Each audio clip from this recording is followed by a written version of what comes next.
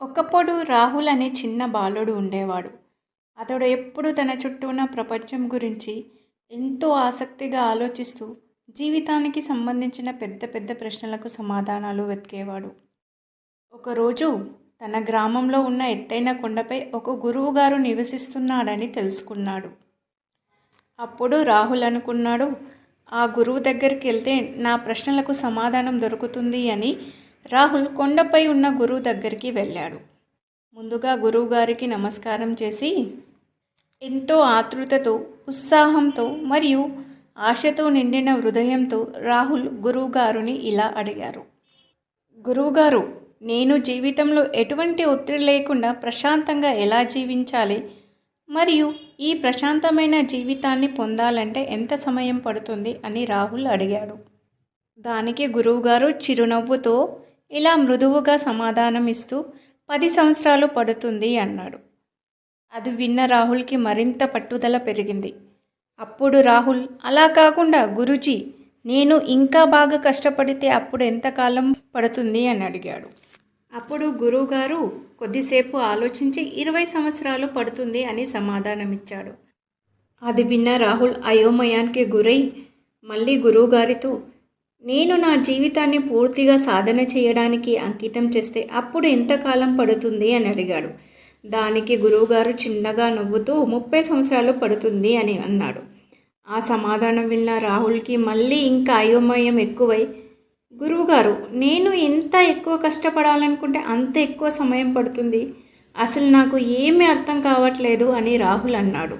అప్పుడు గురువుగారు ప్రశాంతంగా చిన్నగా నవ్వుతూ, నువ్వు ప్రతిఫలం గురించి అడుగుతున్నావు. ముందుగా నువ్వు నీ లక్ష్యంపై దృష్టి పెట్టడం నేర్చుకో. నీ ప్రయాణంలో వచ్చే ఒడిదుడుకులను ఎదుర్కోవాలి మరియు నీ పనిపై శ్రద్ధగా ఉండడం నేర్చుకో. అప్పుడు ప్రతిఫలం దానికదే దొరుకుతుంది అని గురూజీ అన్నాడు. గురువుగారి మాటలు రాహుల్ని ఆలోచింపజేశాయి. అప్పుడు రాహుల్ జీవితంలో ప్రతిఫలం గురించి ఎక్కువగా ఆలోచించకుండా మన ప్రయాణంపై శ్రద్ధగా వహించాలని అనుకున్నాడు మరియు జీవితంలో మన లక్ష్యాన్ని చేరుకోవడంలో ఎదురయ్యే సవాళ్లను దాటుకొని మనం ముందుకు సాగాలని నిర్ణయించుకున్నాడు. ఫైనల్గా గురువుగారు రాహుల్కి ఒక ఉదాహరణతో వివరించాడు. చూడు రాహుల్, ఒక చెట్టుకు పండు నీకు కావాలనుకుంటే దాన్ని అందుకోవడమే నీ లక్ష్యమైతే మొదటగా నువ్వు చెట్టు ఎక్కేటప్పుడు ప్రతి కొమ్మను గట్టిగా పట్టుకొని ఒక కొమ్మ నుంచి ఇంకో కొమ్మకి నెమ్మదిగా అడుగులు వేస్తే చెట్టుపైకి ఎక్కాలి.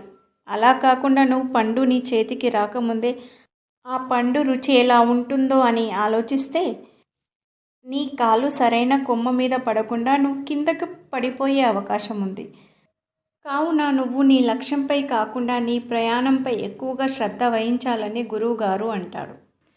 సో రాహుల్, నువ్వు చేసే ప్రయాణంలో ప్రతి అడుగును ఆస్వాదించు.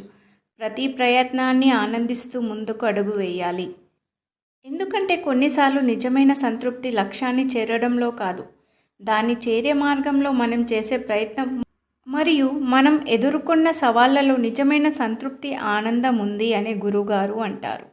So friends, finally the journey is just as important as the destination and don't rush the process, trust the process.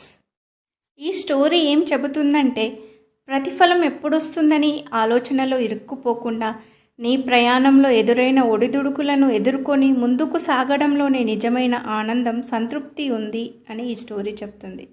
Thank you friends.